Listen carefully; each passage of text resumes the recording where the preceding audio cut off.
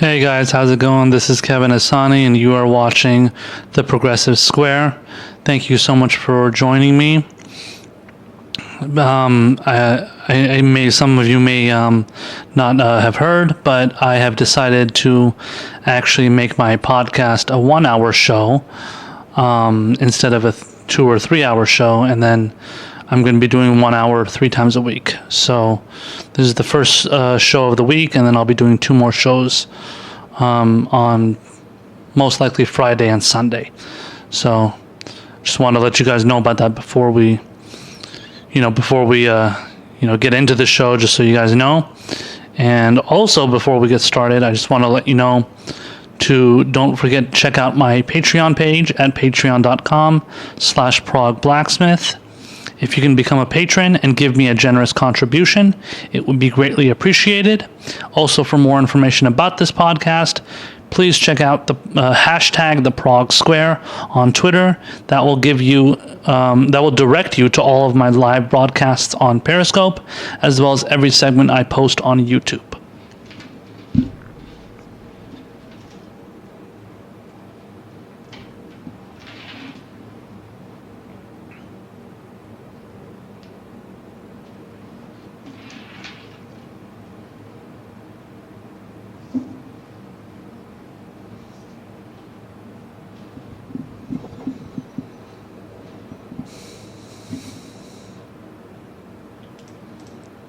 All right, let's get things started here with the first article. So some of you have noticed, I'm sure have noticed, that Elizabeth Warren has become very chummy with the Democratic Party establishment. She has been kind of cozying up with not even just the Democratic establishment, but just the establishment in general. And she's been kind of getting along with the likes of many like top CEOs of banks, like J.P. Morgan Chase. She was, in an article I covered in a couple of other podcasts, she was kind of documented as having a conversation with the head of J.P. Morgan Chase, the CEO of J.P. Morgan Chase, which is Jamie Dimon, and they kind of they documented that on mainstream outlets. I think it was Bloomberg when I covered it, and that's a pretty big deal, and that's something that progressives are really looking at, and it's something they're noticing. And for somebody like myself, it's definitely something that's standing out, and it's something that it definitely worries me, and it makes me wonder about what her intentions are, and whether she's going to truly push for like the progressive policies that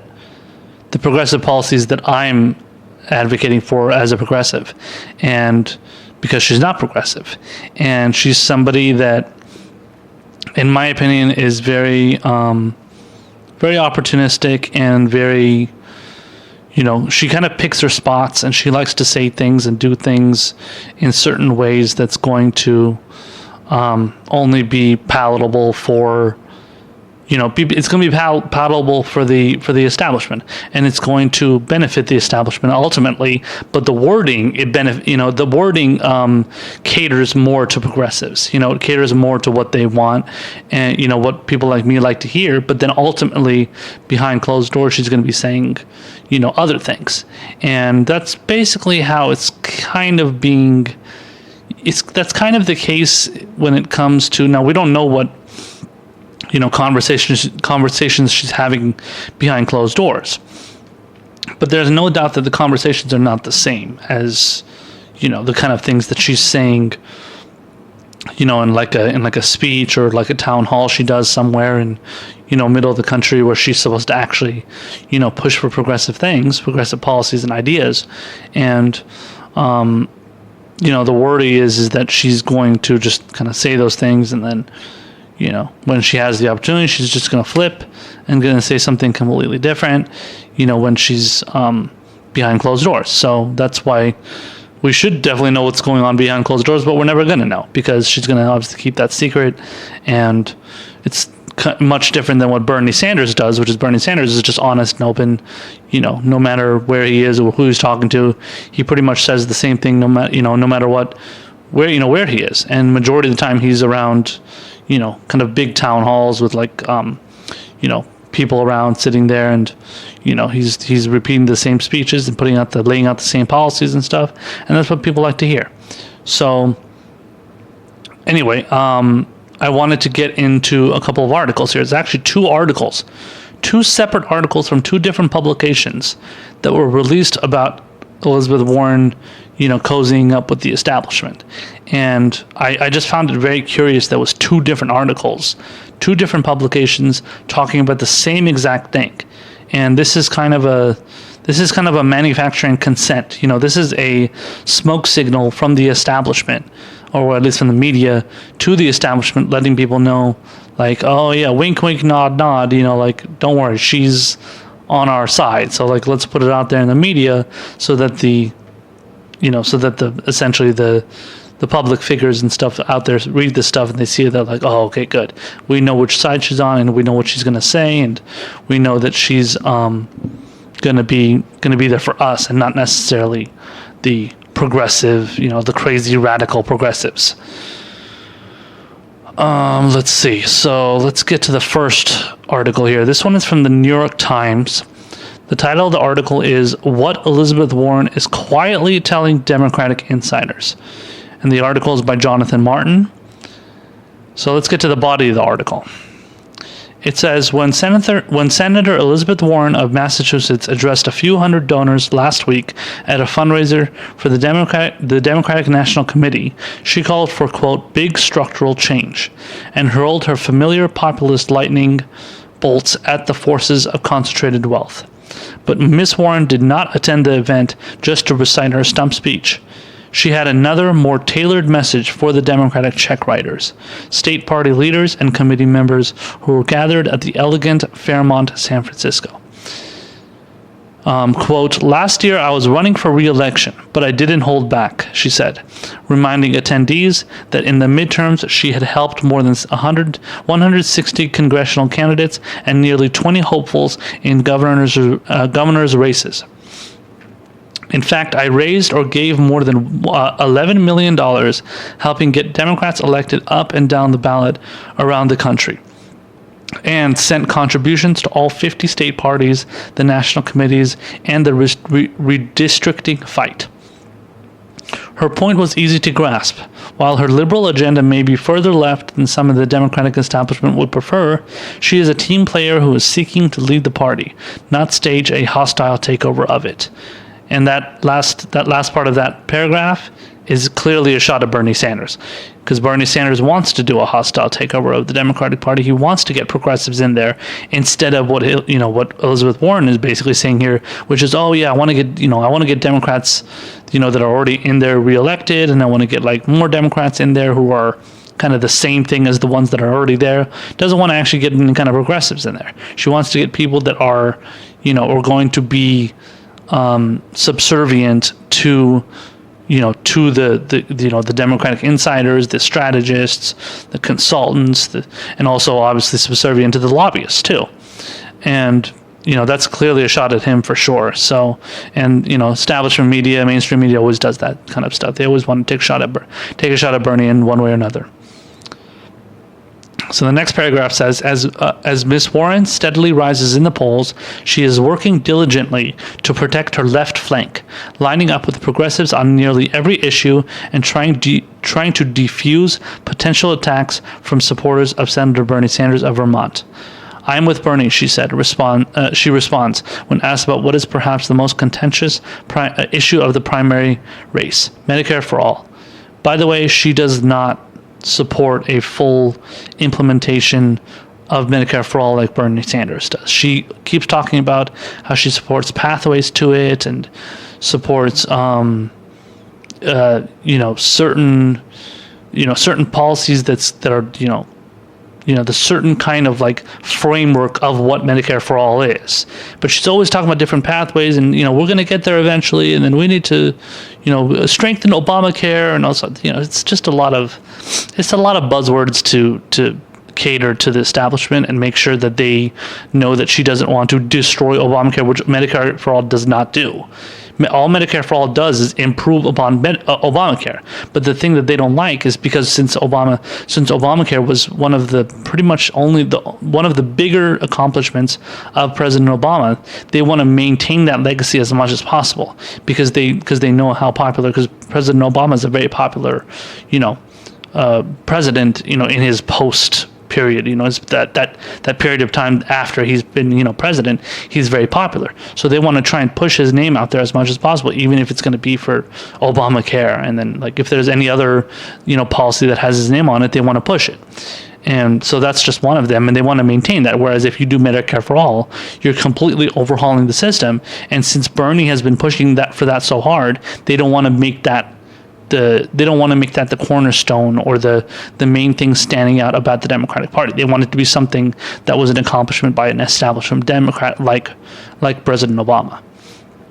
So the next paragraph here says, yet publicly and even more in private, she is signaling to party leaders that far from wanting to stage a quote, political revolution in the fashion of Mr. Sanders, she wants to revive the beleaguered Democratic National Committee and help recapture the Senate while retaining the House in 2020. In phone calls, text messages, and small gatherings before her rallies, as well as in one-on-one meetings over hot tea at her Washington condominium, Ms. Warren is simultaneously courting and assuring Democratic town leaders, statewide officials, and the chiefs of the country's largest unions. The outreach is not just an effort to avoid the confrontational approach Mr. Sanders took in 2016 when he inveighed against party insiders and the committee itself, which he correctly believed was favoring Hillary Clinton. I'm surprised they're admitting that, but okay. Correctly believed was favoring Hillary Clinton. Ms. Warren is also trying to allay concerns about Democrats that as a progressive candidate proposing sweeping change, she may not have enough mainstream appeal to compete with President Trump in the general election. By the way, this is something that I've said a million times over. I can't stand how they keep referring to Elizabeth Warren as a progressive. She is not a progressive. They keep repeating it again and again and again. They keep saying progressive, progressive, progressive. I'm like, okay, I'm a progressive. I'm somebody that believes in leftist, progressive, democratic socialist policies and views and, political views. That's what I am. She isn't. She believes in the label of the progressive. And that's what a lot of people that are on the establishment left and the people that don't like Bernie Sanders, they like to hijack that term. And that term has definitely been hijacked. And they like to hijack and use it as their own and then pretend like they're the ones that are actually progressive. And, and to be fair, a lot of people that are, people that I agree with, they like to call themselves, I'm a democratic socialist and I'm a whatever socialist or even communist. And, I agree with those people to many, to some extent. And, there's a lot of things like that are more like nuanced. I'm like, I don't fully agree with that, but I can see your position.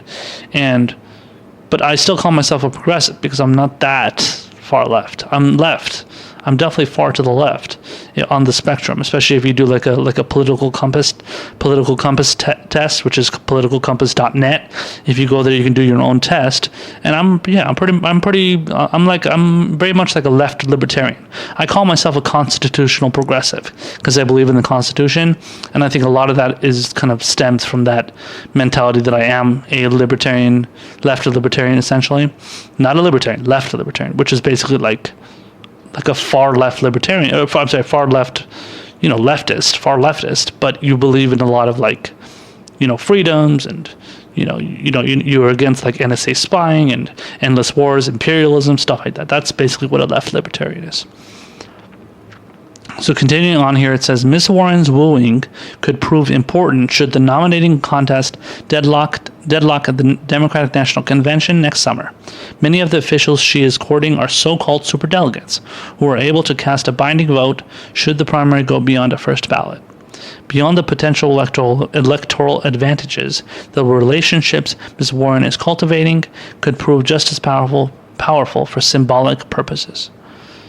Miss Holland attended the San Francisco fundraiser sporting a Warren lapel pin, just a few days after she introduced and defended Miss Warren at a forum dedicated to Native American issues in Iowa, after being sharply criticized from the right and the left for claiming Native American ancestry. Miss Warren has apologized and taken down a 2018 video from her campaign website in which she trumpeted the results of a DNA test examining her heritage. I think it's Holland. It's Haa, 2 A's, Land. Holland. Miss Holland said that Miss Warren helped raise money for her campaign last year, and that the two had met in the senator's office and over tea in Miss Warren's condominium this year. While Miss Warren has been careful to avoid directly criticizing Mr. Sanders, her regular references to being a capitalist withstanding, she is also quietly taking steps within the party to make clear that she does not want to create a competing power base should she become president. And so there's a kind of a big thing that's going around. I'm going to be covering it on another podcast later this week, on another episode. But there's there's a lot of talk about how Bernie Sanders, Elizabeth Warren, they don't want to go after each other. Bernie Sanders specifically saying he doesn't want to attack her. So I'm going to be covering that at some point, and they're kind of already broaching that subject here. And the next part says, Miss Warren's outreach, though, extends well beyond the committee. Armed with call sheets compiled by her staff, the senator spends much of her time in transit, on her phone, dialing up lawmakers, local party leaders, and liberal activists. If she is not talking on the phone, she is often texting or writing personal notes. Miss Warren's campaign events often begin out of public view when she meets with a small group of Democratic officials in gatherings, called clutches, quote clutches, for pictures and a few minutes of conversation. While the size of her crowd last week in St. Paul, roughly 12,000, her campaign said, drew headlines and attention on social media, her meeting beforehand with a few state lawmakers may have been even more memorable for them. So it's clear that she's definitely doing an outreach. She's trying to outreach the Democratic Party officials and insiders as much as possible. She's trying to, garner that support so that she can, like they said, so that she can, get the, so like if the the primary does go to a second ballot, and they have to take it that far, she wants to be as competitive as possible. So she's trying to make inroads into the party as much as possible, whereas Bernie Sanders is making inroads with the people. And when you make inroads with the people, you're going to piss off the establishment because they feel like they're ignoring you. And in the case of Warren, the people are going to feel like they're ignoring them. Now, I think with the case of Warren, I feel like that there's just so much, there are just so many loyalists to the Democratic Party that they feel like, oh, well, she's a team player. I know that she's on my side, which is not really true, but I know she's on my side because she's talking to me, but she's also talking to the Democratic Party, and she's catering to the Democratic Party. So many people are, not even, they're just Democratic voters. It's not like they're part of the Democratic Party in regard to being politicians or anything, or even, what you call it, like being volunteers or something, and if they are, maybe even if they are volunteers, it's very little. But even if they're not volunteers, they still feel like, oh, well, you have to be committed to the Democratic Party and to the Democratic officials and all the other politicians that are in the party. And because it's all about, with these kind of people, even the people that, again, are not in the, specifically politicians, there's regular people, those people, to them, it's all about loyalty. You have to be loyal to a certain kind of, team. You got to be team blue. Either you're team blue or you're team red. That's it. You can't be anything in between, or even even if you're not in between. Even if you're past the team blue, you're even more. What if you're team green, right? Team Green Party or something. You can't do that. The policies of the Green Party are much more far to the left than the Democrats. But the people that are loyal to the Democratic Party don't want that. They don't want it to go too far. Even those people that are not the politicians, are just voters. You have to be loyal to Democrats or else. That's it. And it doesn't matter about the policies for them. So that was a New York Times article I read for you. So there's now an article from another publication, The Atlantic. And this one is a little bit more A little bit more of the same stuff, but I just wanted to give you guys these different details. It's a little bit of a different framing. It gets into like different kinds of like other politicians that are also favored by the establishment, but it's mainly about Elizabeth Warren. So this one is from The Atlantic. It's written by Edward Isaac Dover. The title for the piece is Elizabeth Warren manages to woo the Democratic establishment. So it's, very, straightforward and basically tells you what the deal is there. So let's get to the body here. And then it says here, so it starts off by saying, Joe Biden is ostensibly the candidate of the Democratic establishment, but it was Elizabeth Warren who's built her career on trying to challenge the status quo, who spent the weekend wowing party insiders. At this point in Warren's campaign, it's not a surprise anymore when she spends hours working a, quote, selfie line after a major event, as she did following 2 massive rallies she's held in the past week. But it was a surprise when more than 150 of the Democratic Party's biggest donors, not candidates or even politicians that are in the party, donors, similarly lined up on Thursday night after her speech at a dinner here, and it struck even some of the Democrats waiting to take photos with her. Here is referring to San Francisco, they were referring to San Francisco a couple times in the New York Times article too. That's where the fundraiser was taking place. Here it says, the next part says, these are people who should not like her, said one attendee who spoke to me on the condition of anonymity to avoid showing favoritism, and they love her. The next day at the summer meeting of the Democratic National Committee, party members were on their feet cheering when she took the stage for a brief address. When he spoke there, Senator Cory Booker of New Jersey seemed to land more applause lines overall.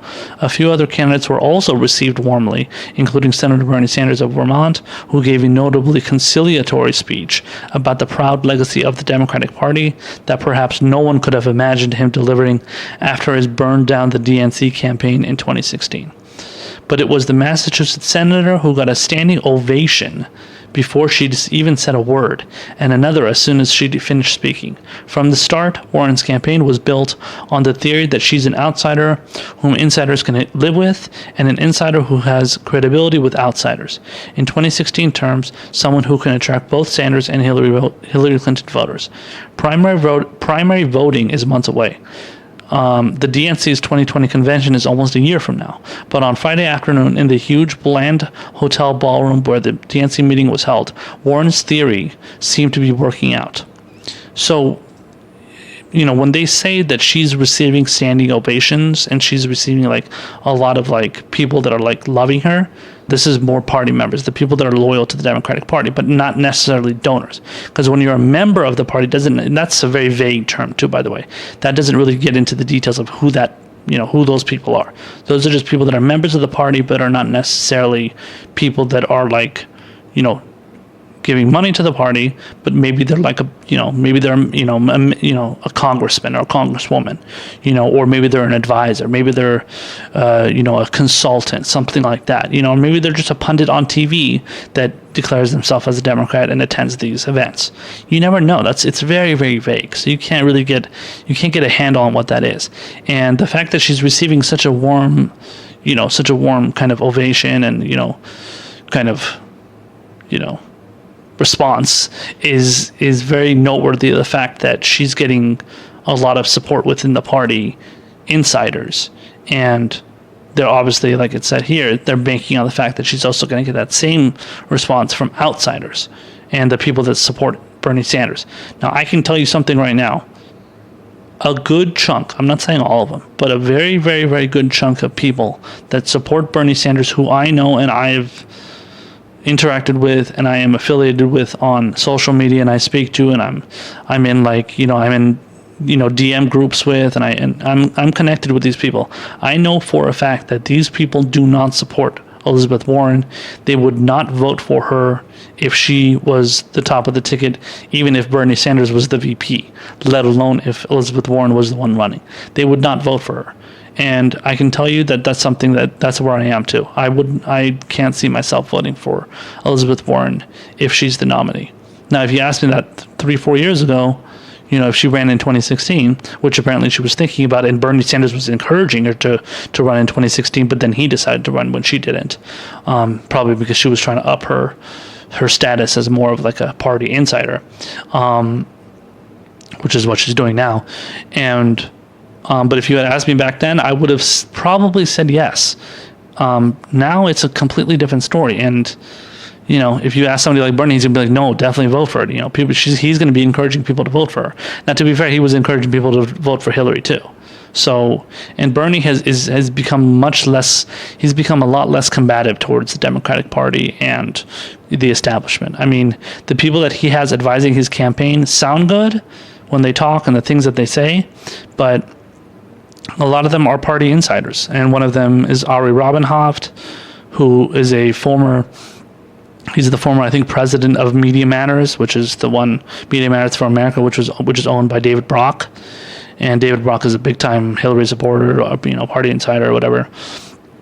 Former advisor to, I think, to Hillary, right? No. He was more of he was an advisor, but he wasn't like an official, he wasn't an official, like, advisor type, like, kind of like the people that, like, work for her. But he was certainly on her side, no doubt about it.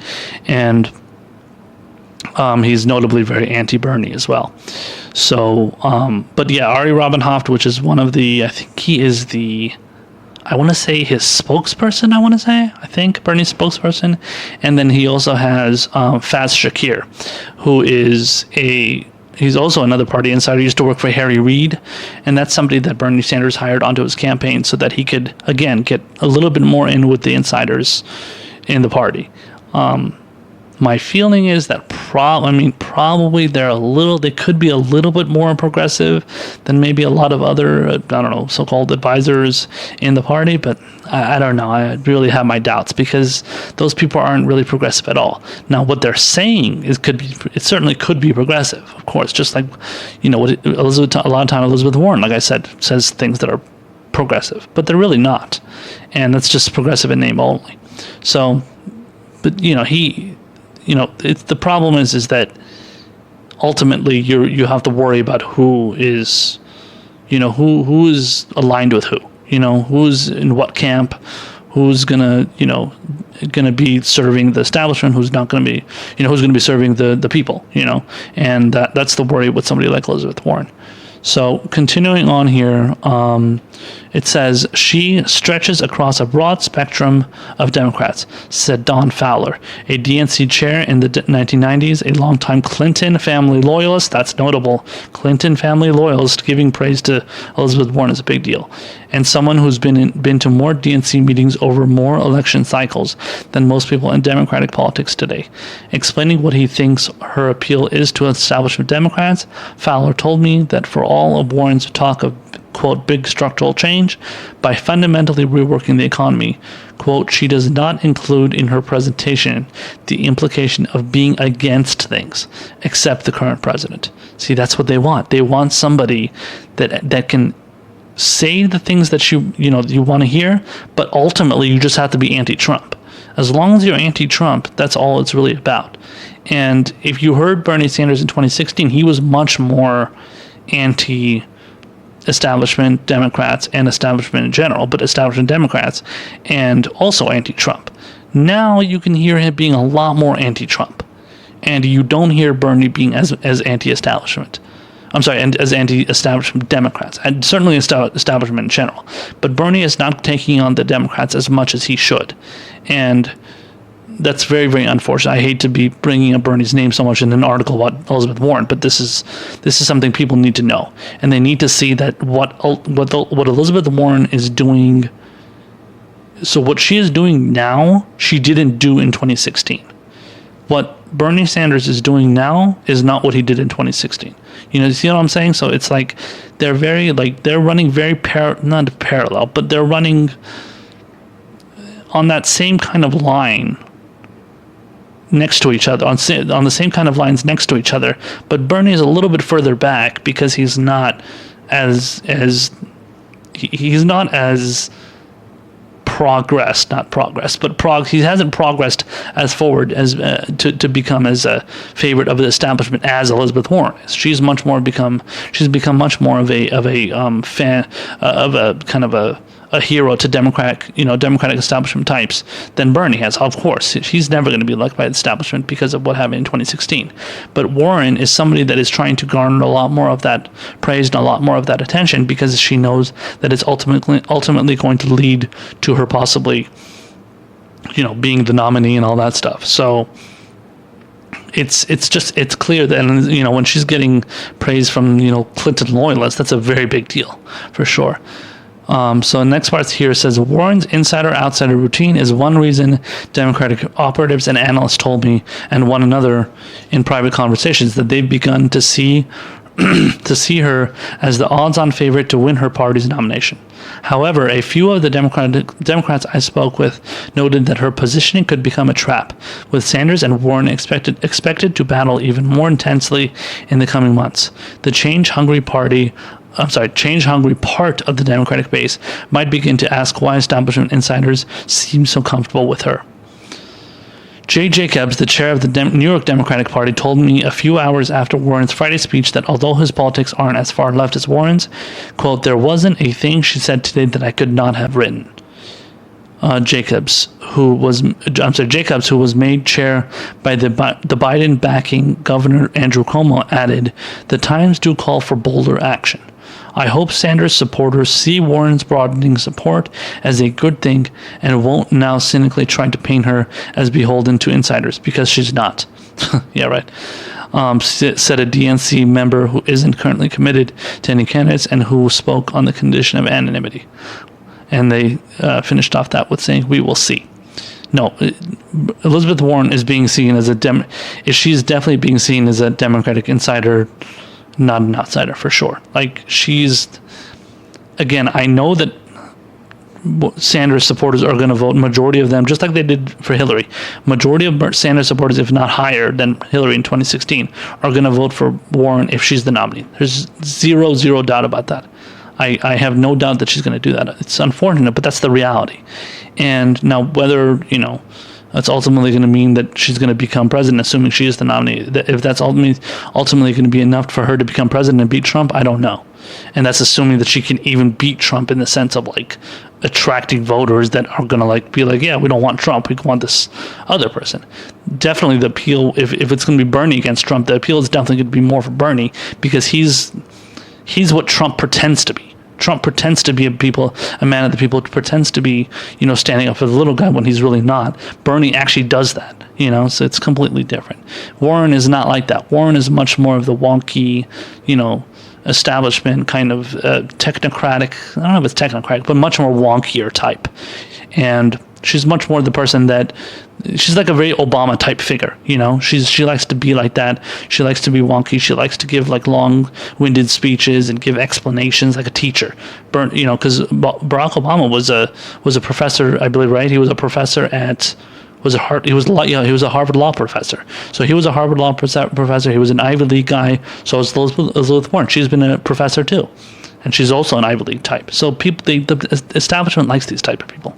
And, aside from her words, her more progressive language and her words back, many years ago, even when she was pushing for the Consumer Financial Protection Bureau, back then people were they were scared of her. But now they're much more comfortable with her. It's clear.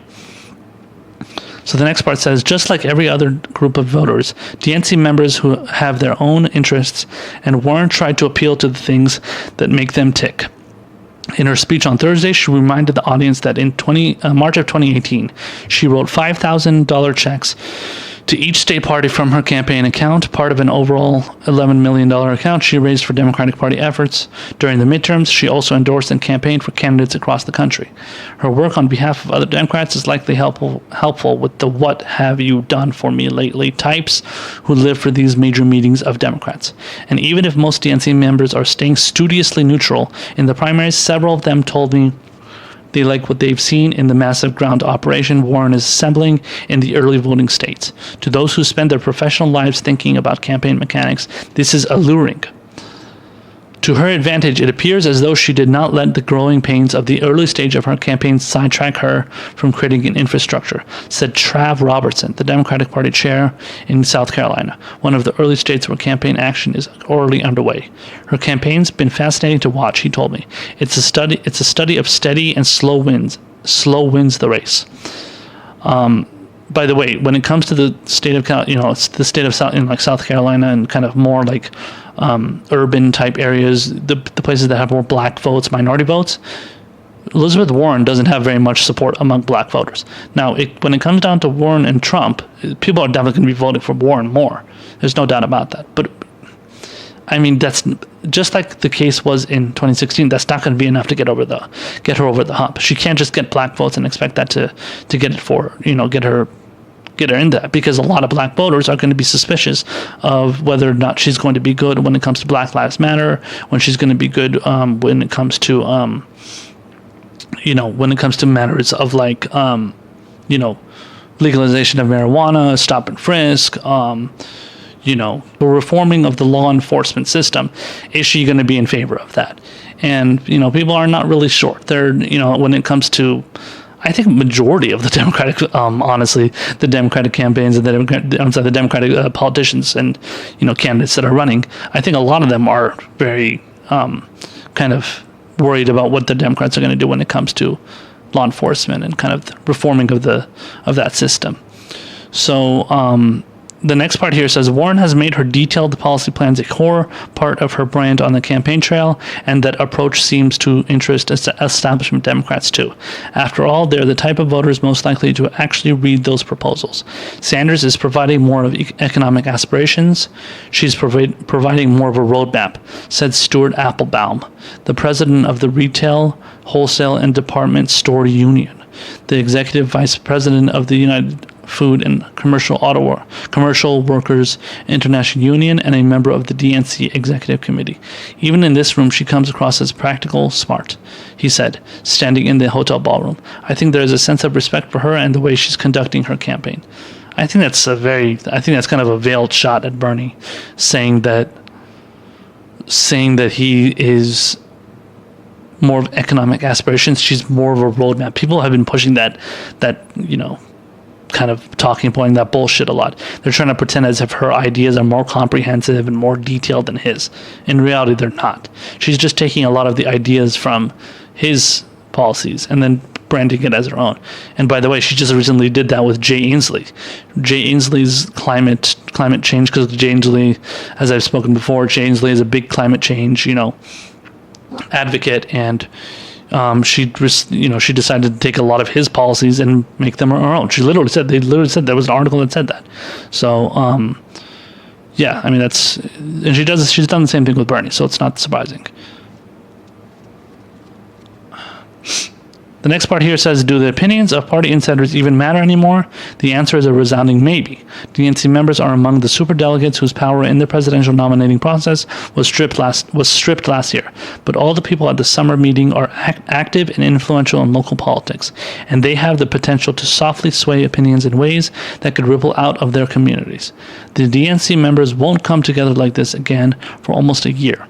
The next meeting, announced on Saturday afternoon, is set for July 17, 2020, in Milwaukee, the day after the Democratic nominee delivers his or her acceptance speech at the next convention. Democrats have a history of summer flings with lefty insurgents ahead of presidential primaries. Think Howard Dean in 2003 and Sanders in 2015. At least for now, though, Democrats seem to be having fun watching Warren. Yeah, I'm sure they are. Most of all, she's smart as shit, Fowler told, which is Don Fowler, the same Clinton loyalist insider. Fowler told me as he tried to put his finger on why he and others like her. You don't want a dumb-ass president. Okay. Well, that's what that's what they mean. They want an Ivy League type president. They want somebody like Barack Obama, and the only person that happens to be close to that Democrats consider has electability is Elizabeth Warren.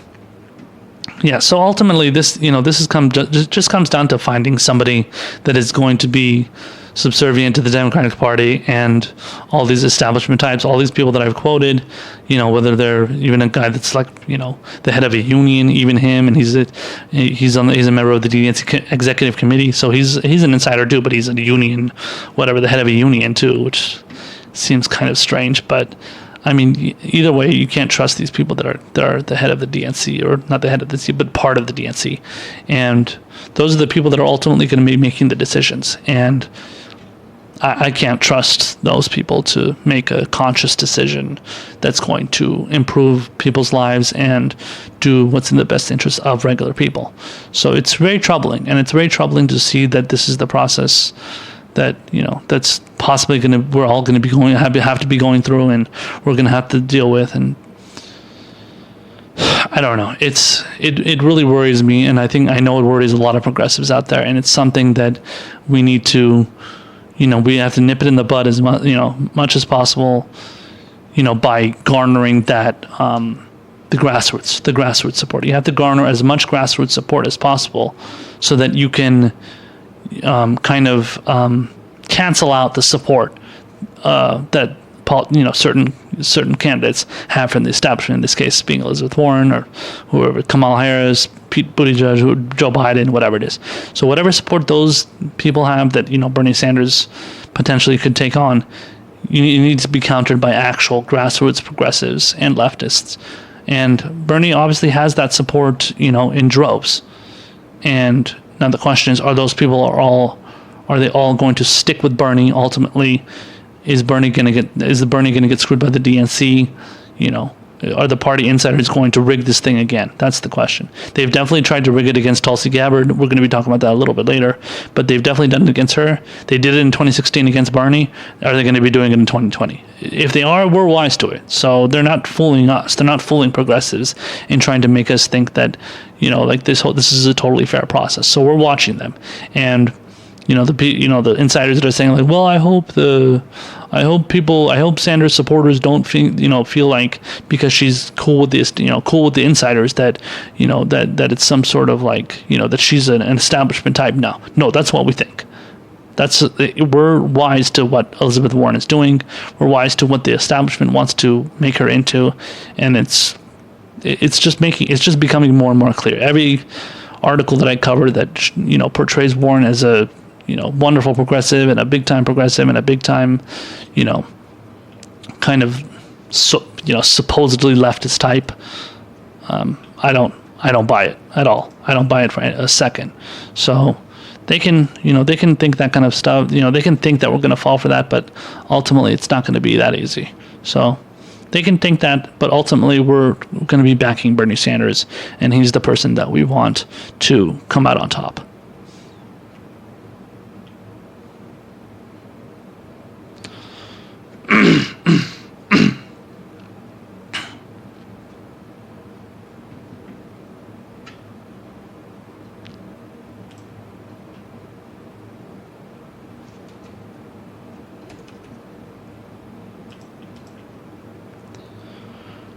So Bernie Sanders recently gave a very long speech at a conference. It's the Islamic Society of North America.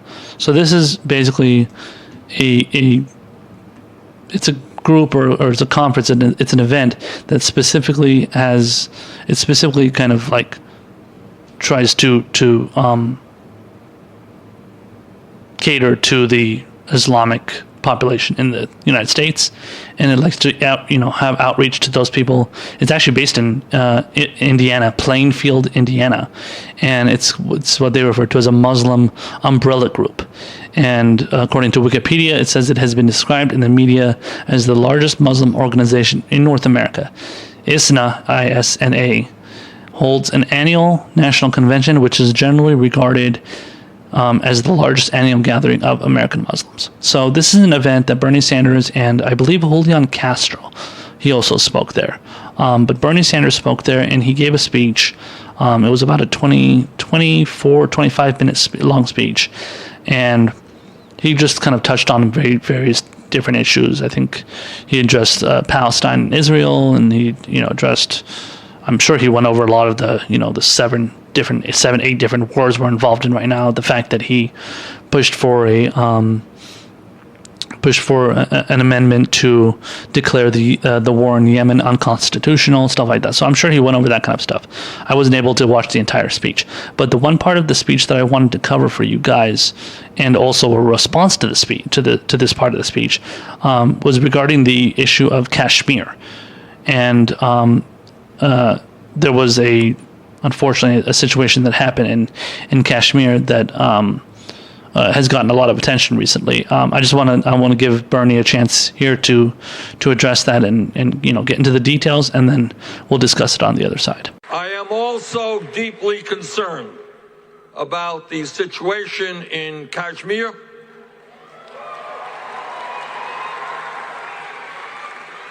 where the Indian government has revoked Kashmiri autonomy, cracked down on dissent, and instituted a communications blackout. The crackdown in the name of security is also denying the Kashmiri people access to medical care. Even many respected doctors in India have acknowledged that the Indian government imposed restrictions on travel are threatening the life-saving care that patients need. India's action is unacceptable.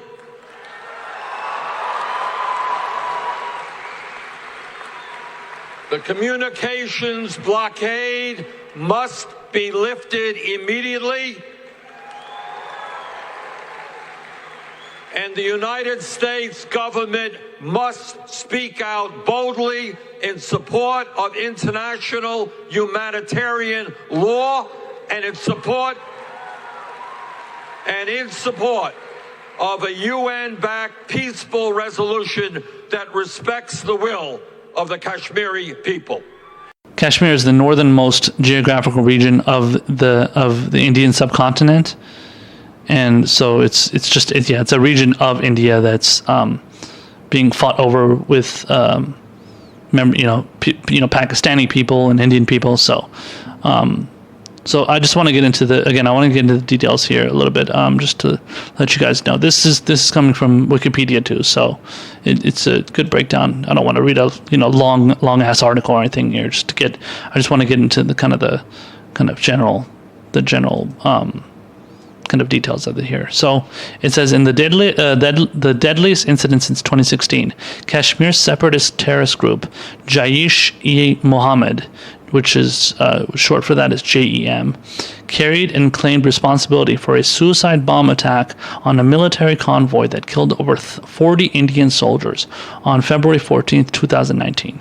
In retaliation, on February 26, 2019, 12 Indian Mirage 2000 fighter jets dropped bombs on a terrorist camp in Pakistan-controlled territory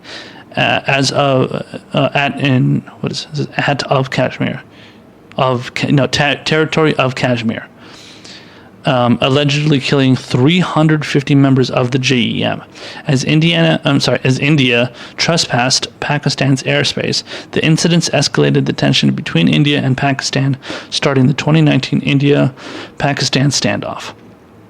And then, similar to it seems like the subject that Bernie Sanders kind of broached is the decree of the Indian president. So it says, in August 2019, which is last month, as Home Minister Amit Shah of India told Parliament, a decree abolishing Article 370 of the Constitution that gave a measure of autonomy to the Muslim-majority Himalayan region had been signed by President, and measure came into force at once.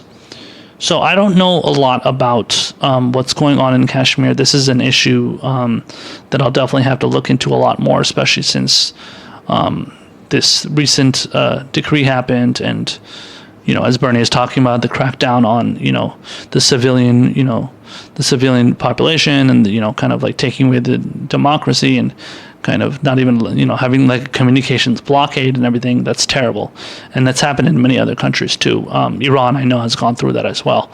especially during times of like elections and stuff. So they, these crackdown in these kind of more Middle Eastern-ish kind of countries.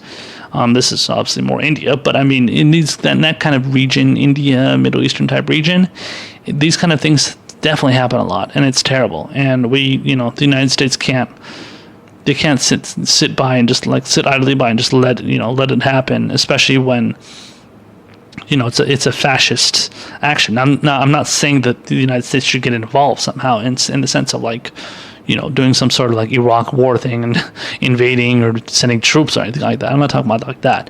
But as far as like giving statements on it and stuff, that's important. That should definitely be done a lot more in these kind of situations. Now, so like I said, I'm not very like up to date on everything that's happening regarding this issue, but it should be noted that when it comes to the issue of foreign policy, when it comes to conflicts that kind of threaten kind of the general dynamic of the world, the 3D chess game of the world, placing everybody in a certain spot, who's at the top, who's in, who's the main superpower, all that shit. Bernie Sanders has always been the type of person that does not want to get involved in that kind of stuff. He doesn't want the United States to be a main superpower in regard to, like, obviously he wants to be the main superpower in like, to some extent, but he doesn't want to be the main superpower who's like going and invading all different kinds of countries like we did under Bush, did under Obama, and still doing under, President Trump. He doesn't want to be like that, but he does want to. He wants to improve relations with all the various countries out there that exist out there and are involved in other conflicts. So they want to make sure that they are, he wants to be able to create some sort of peace there. So like in this case, for example, the Indian government, there was a, crackdown by the Indian government. Bernie Sanders is calling that out. He's saying that that's not right. You shouldn't do that. A decree was placed, and they essentially condemned the government, the Indian government, for doing what they did. All the communications block out and everything. So Bernie is not going in there and saying like, oh, well, okay, so since the Indian government did this, we need to go in there and help side A or side B, essentially. He's not like that. He's not going to be that kind of person. Hopefully, he's never going to be like that kind of person. Right now, based on what I know from Bernie, he's not like that. If he becomes president, I hope he's not going to become like that, because that would be terrible. And now, the problem is that when it comes to the people that attack him and the people that smear him and say certain things about him because they can't stand that he's not on board with what, as usual, on board with what the establishment says. So they say like, well, how dare you say that? And, how dare you condemn this, this group or that group? How dare you, condemn America for doing terrible things, essentially. So when it comes to this situation, there was a statement that came out from a Army colonel. His name is Lawrence Sellin. I had never heard of him before, but he gave a statement in response to what Bernie said. So in response to Bernie's statement, he made this remark. He actually tweeted about it. He made this remark on Twitter. And so he tweeted out this article that says, that basically talks about how Bernie is deeply, quote, deeply concerned about what's going on in Kashmir. He said it's unacceptable and all that stuff. So this guy commented on this, and he tweeted, Bernie Sanders couldn't find Kashmir on a map if it was colored with a bright blue crayon. That statement was likely influenced by his Pakistani campaign manager and Muslim activist Faiz Shakir, who may be aggressively promoting pro-Pakistani positions. Okay. So, again, Bernie Sanders is not the kind of person who's going out there and taking sides on specific. He's not like some sort of like special, he's not like a puppet or an agent for another country. He's not doing that. At most, what Bernie Sanders will do is he will go out there and he will declare a position that is going to be, hey, listen, we have to have peace. We can't have any wars. We can't have any conflicts. That's not something that's good for the United States to get involved in. That's not something we need.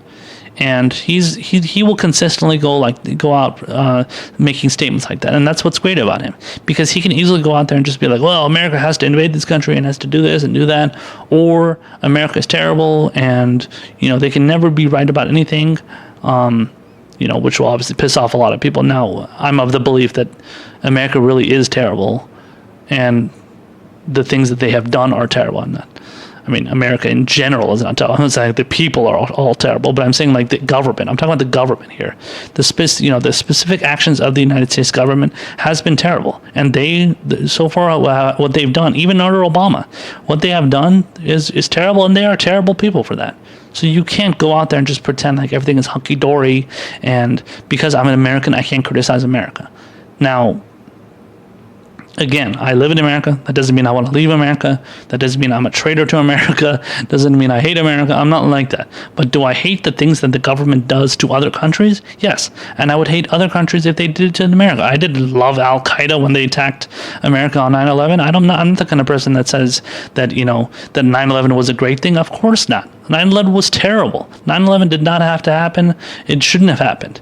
And my feeling is that the reason that it did happen is because the incompetence and, unfortunately, the imperialism the imperialism that was encouraged and pushed for by the Bush administration, which led to terrorists coming and attacking us because they hate us so much. They want to be like, okay, well, this is what you get for invading Afghanistan and getting into our territory, into our region, and trying to fuck us over and bomb us. So we're going to come and attack you.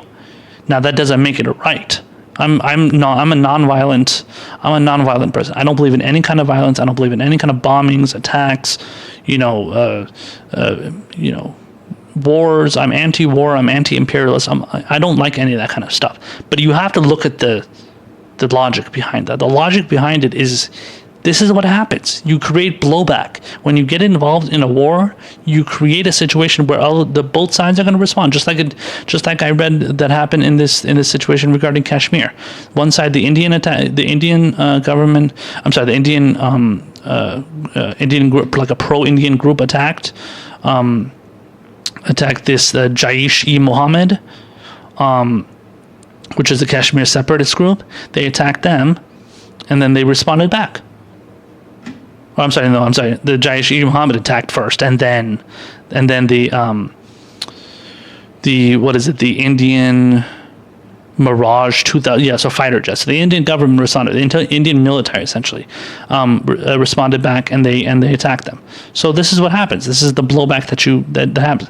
This is the same exact thing that happened in Iraq between the Sunni and Shia sides. So the Sunni and Shia, obviously, what's his name was Saddam Hussein was a Sunni. He wasn't like a kind of he was more of a secular Sunni type figure. He wasn't Sunni in the sense of like Salafism or Wahhabism, but he was much more of a secular Sunni. But he was still a Sunni, and he hated Shias, and he imprisoned them and killed them and murdered them and bombed them and all that stuff. So this kind of shit is going on all over. It doesn't matter what country you're in. But anyway, I'm getting sidetracked here a little bit too much. But my point is that Bernie Sanders is not going out there and pushing any kind of pro-Pakistani position. That's not just because his campaign manager is Pakistani, and then he believes in some sort of maybe he believes in Pakistani sovereignty, God forbid.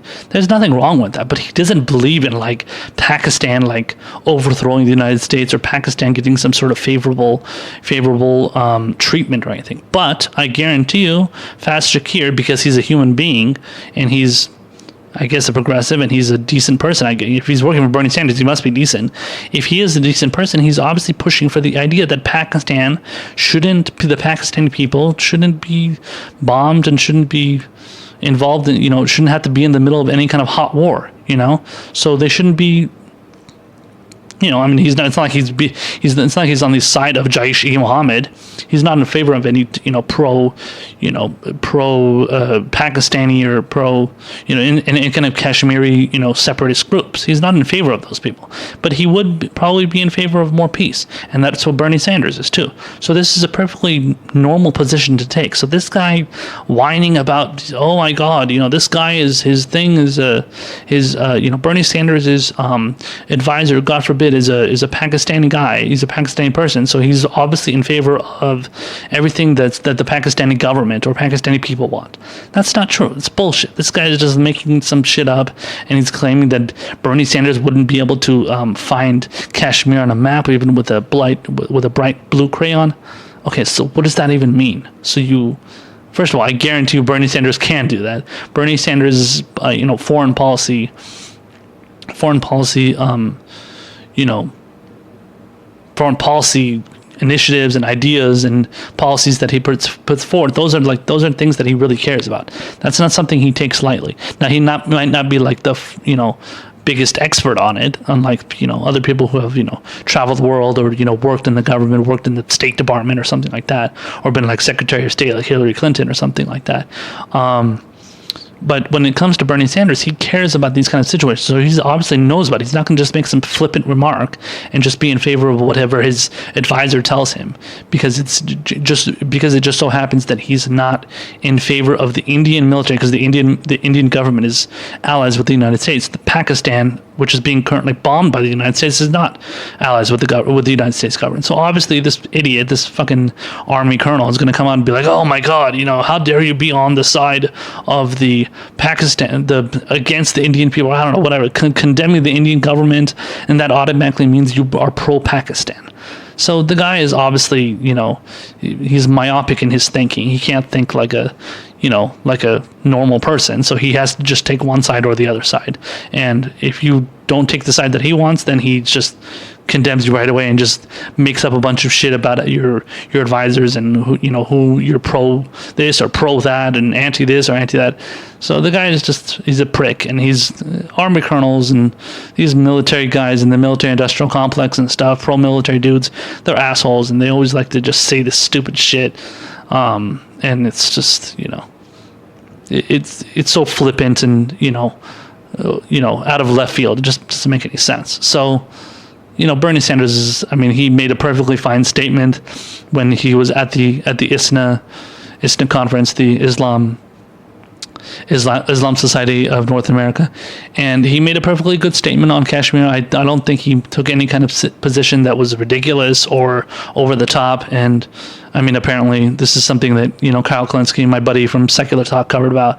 He talked about, and he covered this. He kind of commented on the Kashmir situation and stuff, and he did a segment about it. He made a statement about it, and apparently he was called not Islamophobe, but Indophobe.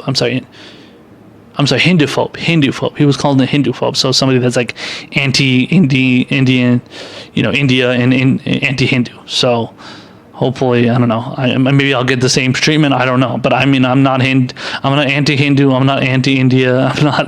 I'm not taking a position on anything. All I'm saying is that Bernie Sanders is condemning the fascist actions of this Indian government, and they're being called out for it. And that's perfectly fine. I don't see anything wrong with that. And when Kyle gave his segment, he was, flabbergasted at the response that he got too, because he gave a pretty, soft criticism, nothing too harsh. He gave a pretty milquetoast criticism, and he got fucking railed against. So, I don't know. But the whole point here is that Bernie Sanders is not pro-Pakistani because his advisors. That's just ridiculous, and it's based on zero evidence or facts.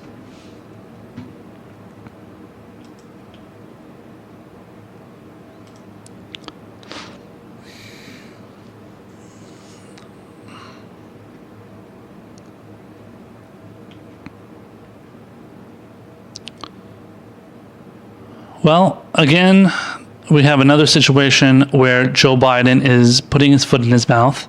Not surprising at all. All of a sudden now, he is coming out and declaring how he was against the Iraq war all along. Joe Biden was against the Iraq war. So now anybody that knows Joe Biden and knows what his general positions, I mean, anybody that's even like a novice on politics, obviously, knows all, knows kind of the general stuff about politics, isn't totally, I guess, clueless on it, knows that Joe Biden has never been anti-Iraq war. He's always been pro-war.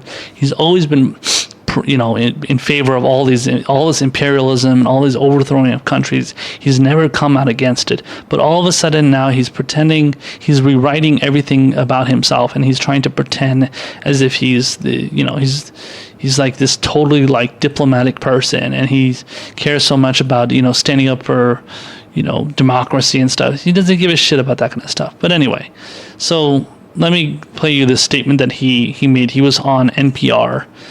He had an interview with an NPR like correspondent or whatever, host, and they had a long conversation about various subjects, but they broached the subject of foreign policy, and specifically his foreign policy views. And then the interviewer asks him a question here, and then essentially questions his foreign policy record, and then he gives a response. So check this out, and then we'll talk about it on the other side. I want to ask you about foreign policy, because this is something that you have a lot of experience on. You could say you have more experience than any one of your Democratic opponents in foreign policy. I think all of them combined. But some of your critics, some of your rivals have said that they question your judgment on foreign policy. and we'll point specifically, Mr. Vice President, to some of the decisions you made in going to war with Iraq, but also in terms of handling the withdrawal out of Iraq.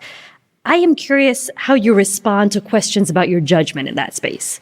I let my record stand. I think my record has been good. I think the vast majority of the foreign policy community thinks it's been very good. For example, I got a commitment from President Bush. He was not going to go to war in Iraq. He looked me in the eye in the Oval Office. He said he needed the vote to be able to get inspectors into Iraq to determine whether or not Saddam Hussein was engaged in dealing with a nuclear program. He got them in, and before we know, we had shock and awe. Immediately, the moment it started, I came out against the war at that moment.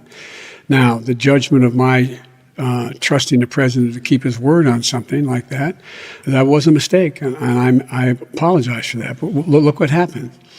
In the first meeting in the Oval Office after this occurred, when we won, when President Obama and I won, we sat there and the entire national security team came in and said, well, we have a plan for Iraq. And the president turned and said, no, Joe will handle Iraq.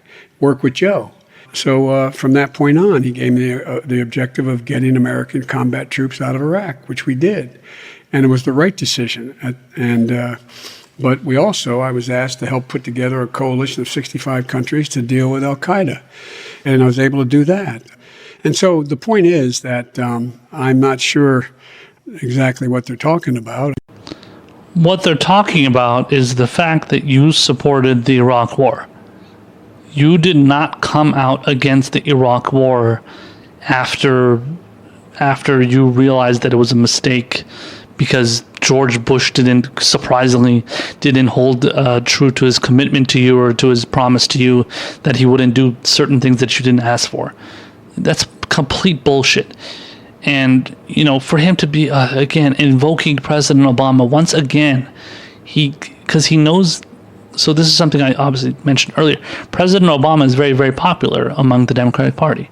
Now, obviously, Joe Biden was his VP. Joe Biden, he knows he can't run on the issues, so he just has to say, well, like Obama, I did this with Obama, and Obama accepted it, and Obama agreed with it, and Obama wanted me to do it, and he told me to do it, and he allowed me to do it. So because Obama allowed it, that's, it's perfectly fine. It's a great idea, and it's a great policy, and this is something I'm going to keep talking about, and Obama this, and Obama that. Obama's my buddy, Obama's my homie, Obama's my boy, Obama's my whatever. He's going to just keep mentioning Obama, Obama, Obama. And that's all he wants to do, because he knows Obama is popular. And while Obama might not be a progressive, and obviously he it's a neoliberal centrist himself, just like Biden is, but I would say Biden is even further to the right than Obama. But he knows that within the Democratic Party, again, those specific voters, the party insiders, consultants, strategists, all those people, Obama's loved. They just love him. They are obsessed with Obama. They are obsessed with his legacy, which sucks, by the way. And Biden wants to piggyback off that. And in a way, it's smart because it's I mean, what else are you gonna do? He can't run on the issues because his ideas suck, referring to Biden. So he can't run on his own policies. He can't run on his own ideas. His ideas are terrible, and they're just pushing for the same bullshit that we've always done. He doesn't want to do any kind of decent healthcare system. He doesn't want to raise the minimum wage. He doesn't want to, do any kind of debt-free college or cancel student debt, student loan debt or anything. He doesn't want to do any of those things. He doesn't want to do any kind of structural change. If Elizabeth Warren doesn't want to do structural change, even though she claims to, but if she doesn't want to do structural change, why would Joe Biden want to do it, right? Why would Kamala Harris want to do it? Why would Pete Buttigieg want to do it? The only person that really wants to do is Bernie Sanders and maybe to some extent Tulsi Gabbard, although Tulsi Gabbard doesn't say she's a democratic socialist. But, at least Tulsi Gabbard is much more like anti-imperialist than, I would say, even more than Bernie Sanders in many cases. But the general idea here is that you can't push for any kind of thing that's going to, upend the Democratic Party and what the establishment wants. But look at this. He's going in there and he's completely rewriting everything that he said and he did. And I mean, people, I think this happened, 2 or 3 days ago, I think. As soon as this happened, the media, even the mainstream media, which is like super pro-war, super, like pushing for all kinds of conflicts, overthrowing this country, overthrowing that country, whatever. We have to take out the bad guys, the bad dictators and stuff. Obviously, if you watched any kind of news, during the Iraq War, before the Iraq War, after the Iraq War, even many years, even up to today, they're pushing for every kind of pro-conflict, pro-imperialism, all that shit. Even they're calling out Joe Biden and saying like, wait, that's not right. You were always in favor of the Iraq War. You were always in favor of, pushing for the things that you claim. Well, maybe he doesn't claim he didn't do it, but now he's claiming like, oh, I was against it right after I heard George Bush did this. Like, get the fuck out of here, man. You did not do that. For a goddamn fact. I haven't really spoken a lot about how Joe Biden seems to have some cognitive issues, and he's like saying things that are like kind of not out of bounds, but they're like not making any sense. He's sounding very incoherent and stuff. I haven't gotten into a lot of the gaffes and stuff that he's made, but he's made a lot of gaffes lately. This isn't a gaffe. This is him honestly knowing what he's saying and trying to rewrite his own history and his own words and his own statements and pretending like something is the fact when it's not. And ultimately, he doesn't really care about. He doesn't care about trying to do what the people want and trying to be like this progressive person. He doesn't want to be a progressive. Now, he may use layup. I don't think have I heard him use it? I don't know. I haven't really heard him use it. He would have probably used it a lot more if he was running in like 2016 or something. But he hasn't used in this current, president. I mean, obviously he didn't run in 2016, but if he had ran in 2016, he would have probably used the term a lot more. But he definitely hasn't used it now because he thinks that people don't want to be progressive, and he wants to separate himself from Bernie Sanders and Elizabeth Warren to some extent. And he doesn't want to be part of that label. He doesn't want to be part of like any kind of obviously democratic socialist label, all that stuff, progressive, leftist, whatever. So he wants to distance himself away from that as much as possible. But he just wants to make himself like an Obamacrat, essentially. Just an pro-Obama guy pushing for the same things Obama did, and knowing that Obama, loves it and supports it and agrees with it. Essentially, that's what it's really all about, and it's all about cozying up to those pro-Obama people. And for him to pretend like he's all like now he's against the war and Iraq war and I stood up and disagreed with it, disagreed with Bush, and when I became vice president, Barack Obama came up to me and said, Joe wants to do this, and he wants to end the war here and go into there and defeat Al-Qaeda and stuff. Okay, that's not what even if you did that, it didn't lead to anything, because right now we're still in 8 different wars. Obama was waging 7 wars. We're in 8 now with the addition of Niger. which Bush declared, which Bush started. And that's kind of part of the whole like shadow war that we're involved in Africa right now under Trump. Now, Obama wasn't doing that, but Obama was still waging 7 different wars. And yes, he did withdraw out of Iraq, but then ISIS was created after that. He withdrew out of Iraq, I think, end of 2010, or 2011 or 2010. And when he did that, eventually ISIS was created because we instilled an Iraqi government in there that honestly was incompetent, and not even so much incompetent, they were more corrupt, and they were just kind of like, fucking over the Sunni people, and they ended up protesting and, fighting against the Shia government that was placed in Iraq, and that ended up leading to an uprising, and honestly, it kind of happened all throughout the Middle East. It happened in Tunisia, it happened in Syria, Libya, all those different countries. But it first started in Iraq for sure, and that's when all the former Iraqi generals that were working with Saddam, were basically operating under Saddam Hussein's, rule. Those generals that were his people, they were his operatives.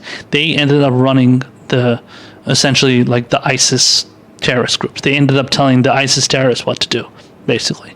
So, there's nothing that Joe Biden did that actually fixed anything that is happening in those countries, in any country, let alone Iraq, in the Middle East. He didn't do anything to fix anything there. He's been pro-Syrian. He was in favor of overthrowing Assad. He was definitely in favor of overthrowing Gaddafi in Libya, which Hillary Clinton loved. He was definitely in support of that. If he wasn't, that would have been a major story. He was not against that. He was in favor of those two. He was in favor, obviously, I said Iraq. He was in favor of Afghanistan.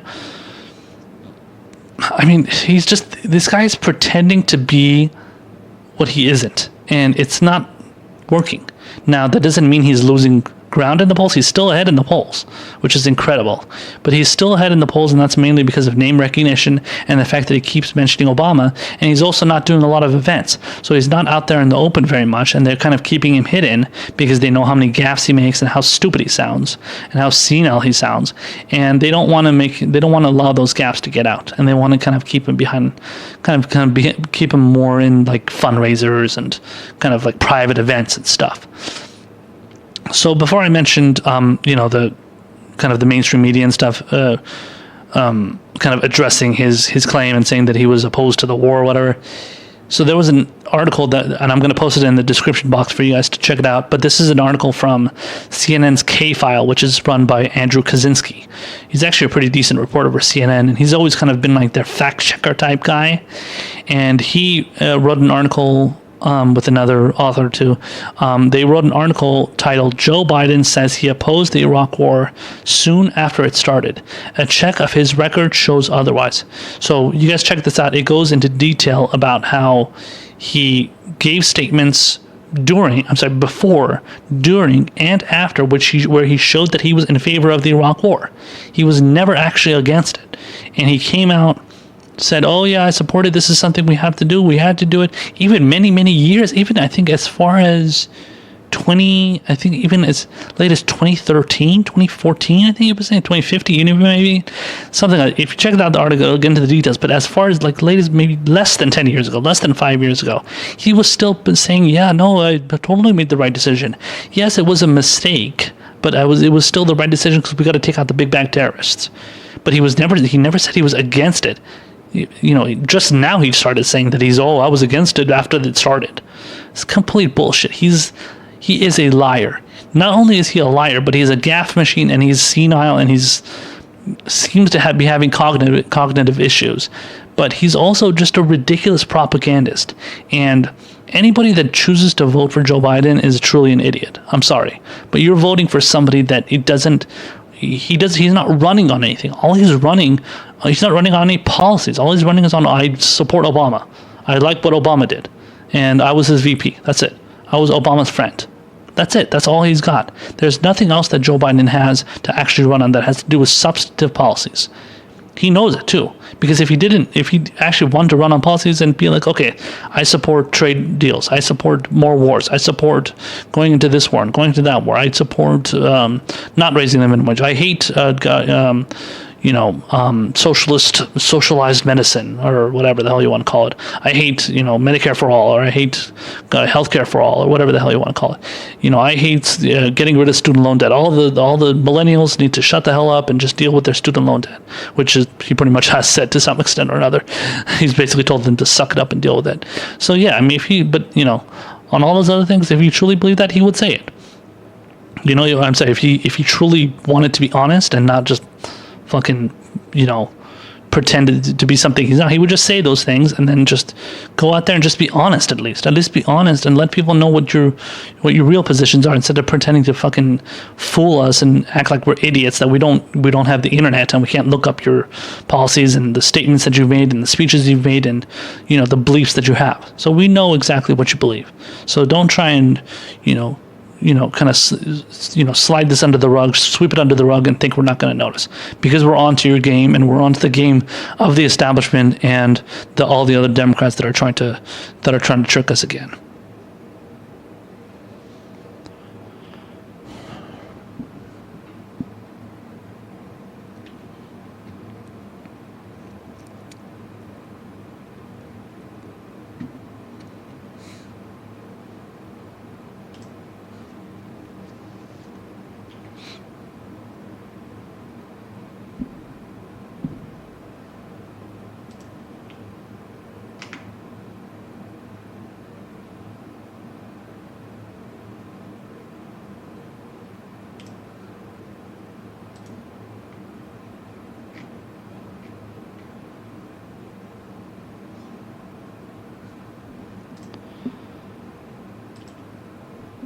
All right, so in very unsurprising news, Tulsi Gabbard ended up not being able to qualify for the next DNC debate.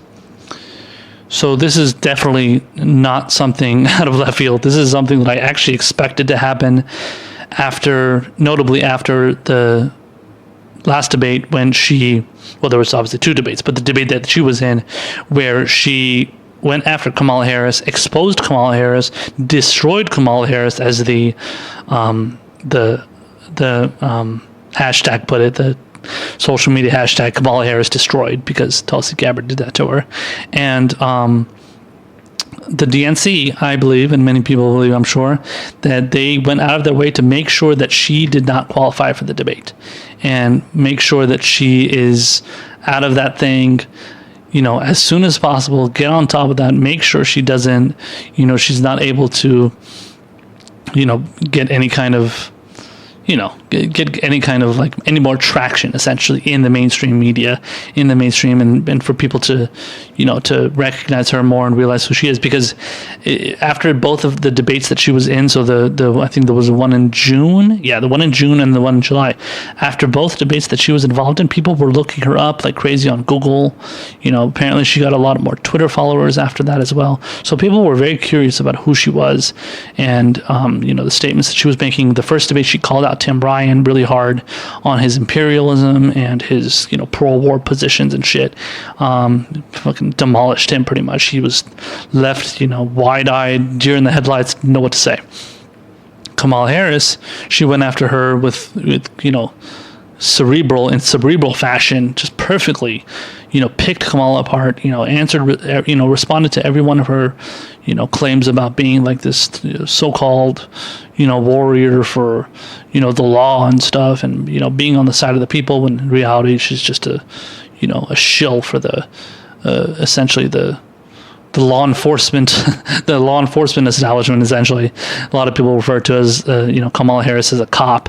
That's basically what she is. She was a prosecutor, but she's a cop too, because she puts away people. She puts people away, and she makes sure they're locked up for, petty drug crimes, petty, you smoke a little weed, you have a little weed on you, you're going to go to jail. You're going to, I don't know, you got to leave some information out regarding something in a case that somebody was involved in. It's okay, keep them on death row, and don't, let any kind of information get out and leave them on death row so that they can suffer longer.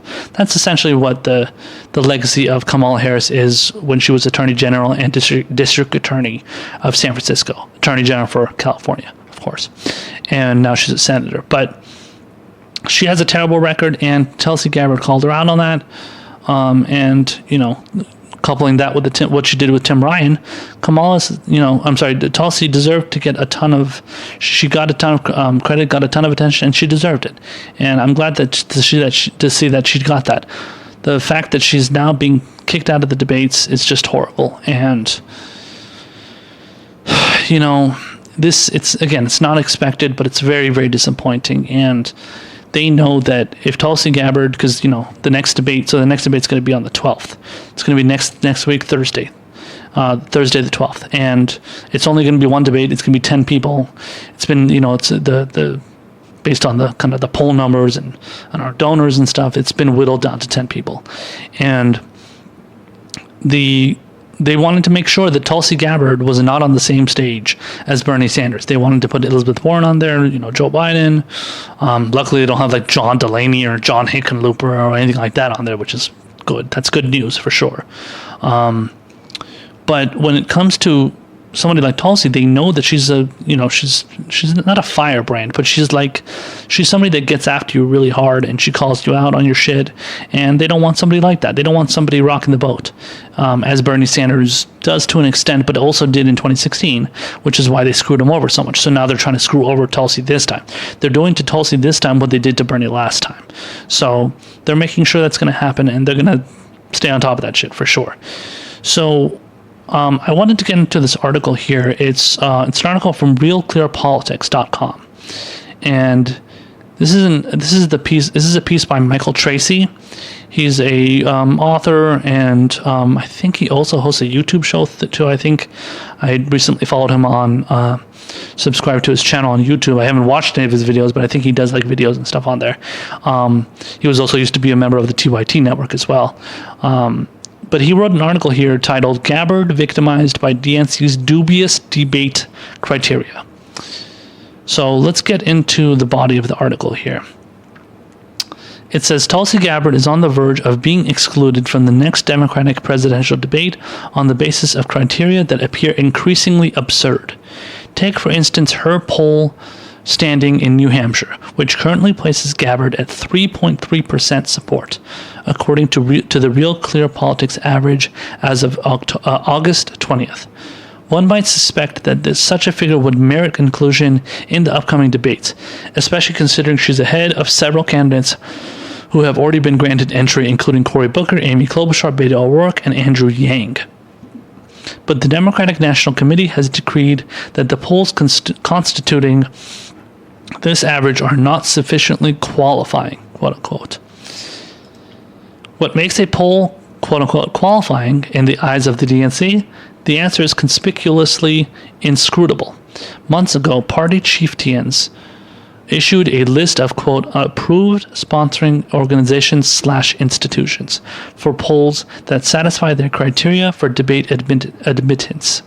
Not appearing on that list is the Boston Globe, which sponsored a Suffolk University poll published August 6 that placed Gabbard at 3%. The DNC had proclaimed that for admittance to the September and October debates, candidates must secure polling results of 2% or more in 4 separate approved polls. But a poll sponsored by the newspaper with the largest circulation in New Hampshire, the Globe recently surpassed the New Hampshire Union leader there, does not count. Per this cockamamie criteria, there has not been an officially qualifying poll in New Hampshire, Gabbard's best state, in over a month. The absurdity mounts.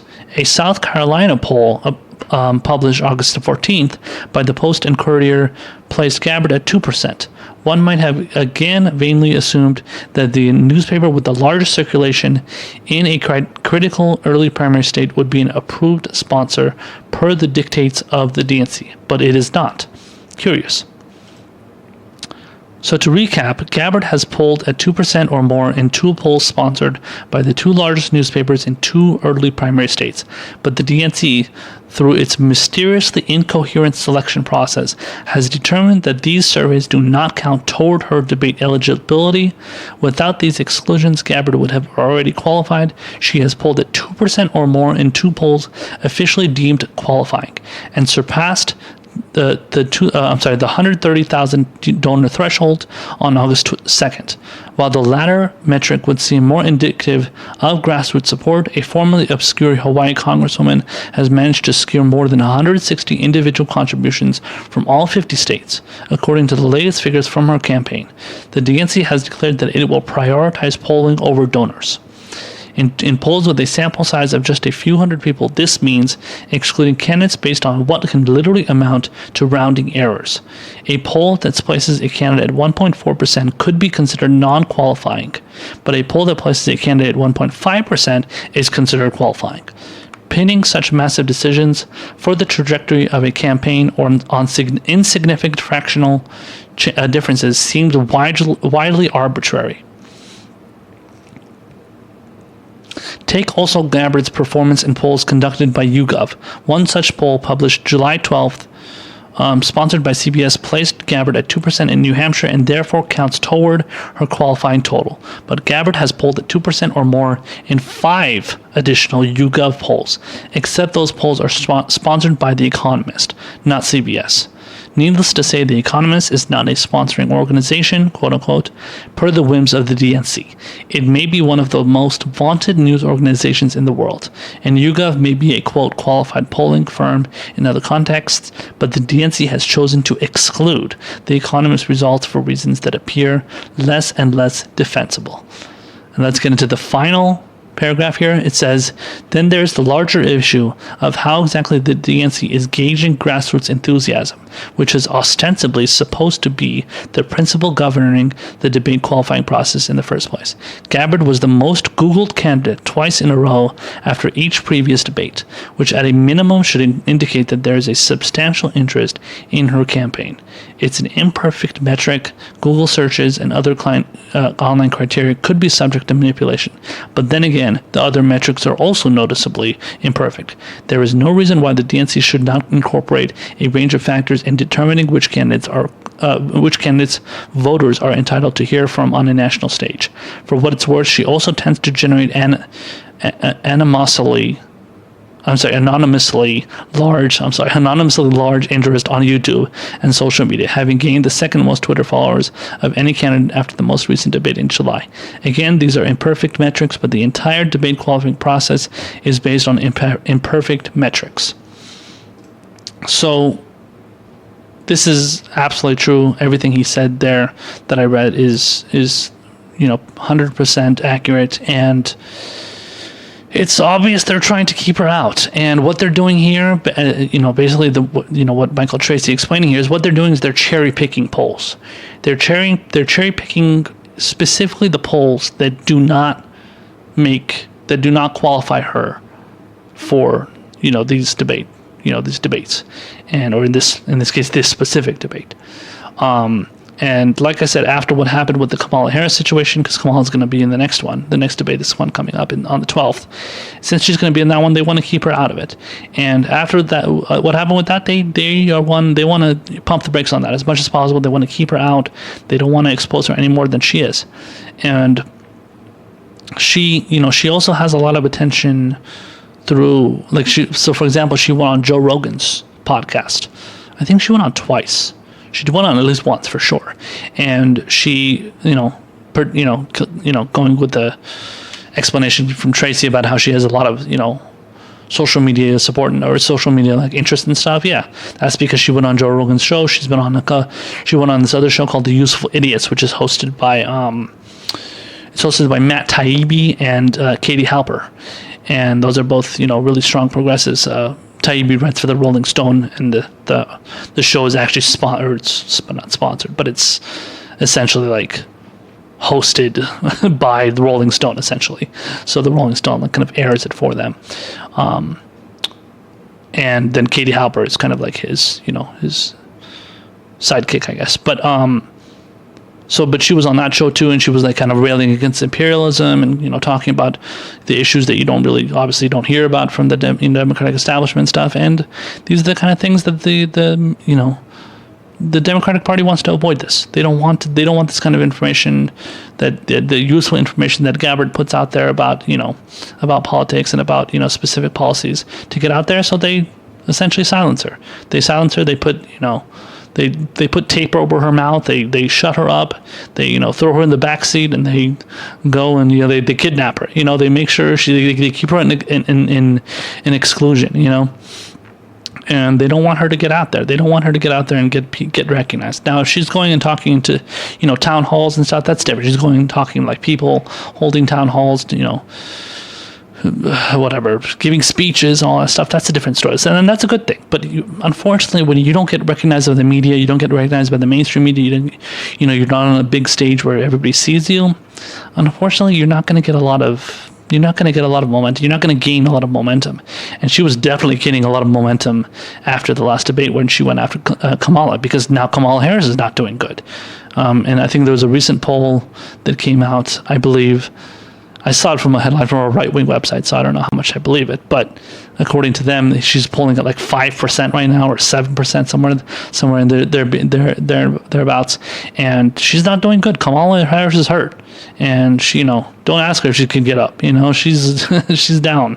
She's down and unable to get up right now. And possibly they're trying to kind of revive her presidential aspirations again by, obviously having her in the next debate, not having Tulsi, and they want to revive that for her, because they know that she's not, she can't do it by herself, right? She can't. It's not like Kamala Harris can go out there and give a speech, to people at a town hall or to people at a, some sort of event of hers. No, they want to get her on a main stage in the media. I don't know what channel. I think it's been on CNN, I think, this time. Whatever channel it's going to be. And they want to get attention for her in the mainstream media so that she can be able to state her whatever positions that she has and get more attention, get that attention back that Tulsi Gabbard took from her.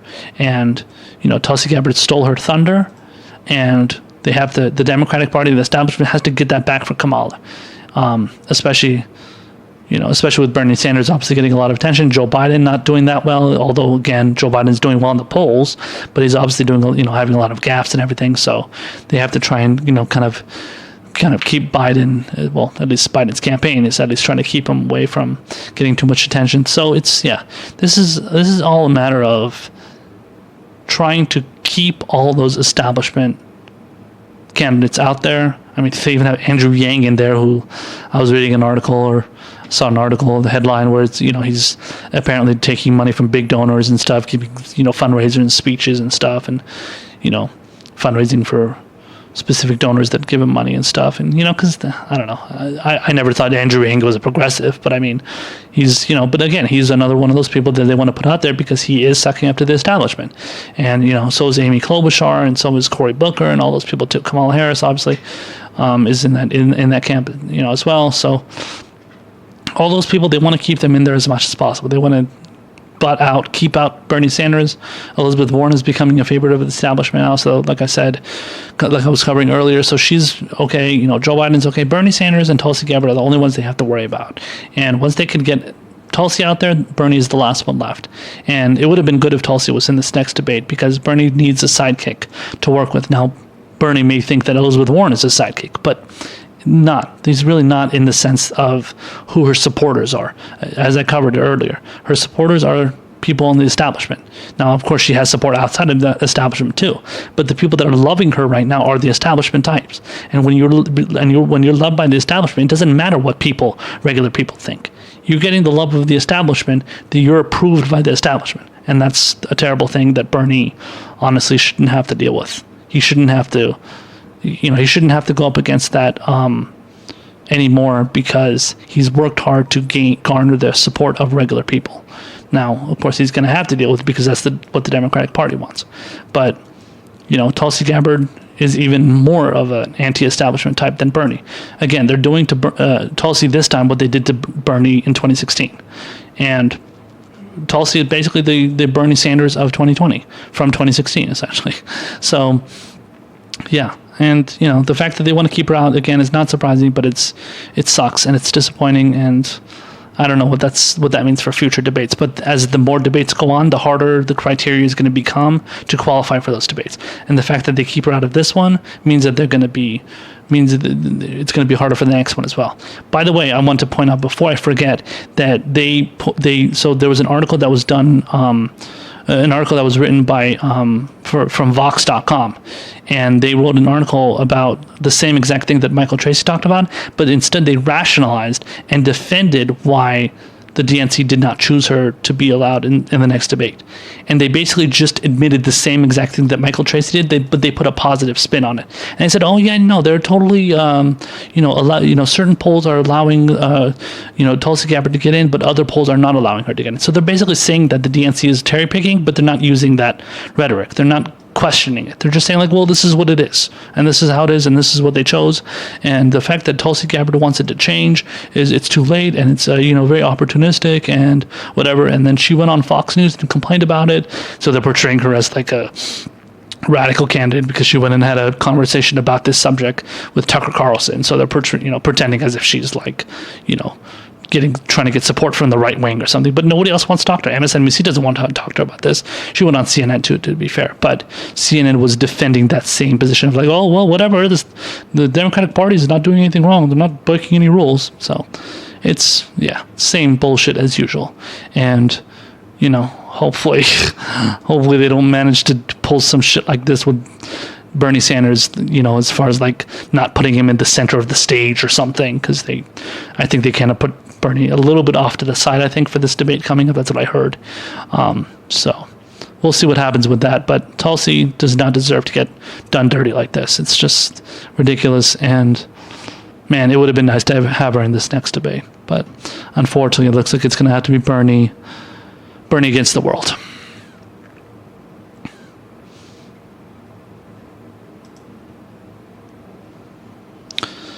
All right, guys, that's going to be the end of the Progressive Square today. Thank you so much for watching. Before we get going here, I just want to let you guys know to please check out my Patreon page at patreon.com /Prog Blacksmith. If you guys can become a patron and give me a generous contribution, it would be greatly appreciated. Also, don't forget, if you want more information about this podcast, check out hashtag the Prog Square on Twitter. The Prog Square, PROGSQUARE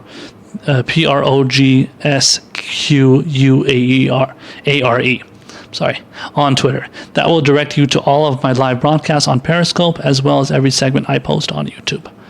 So thank you so much again for watching. Thank you to my Periscope viewers. Thank you to my Facebook viewers. And we will be back on Thursday night. All right, take care.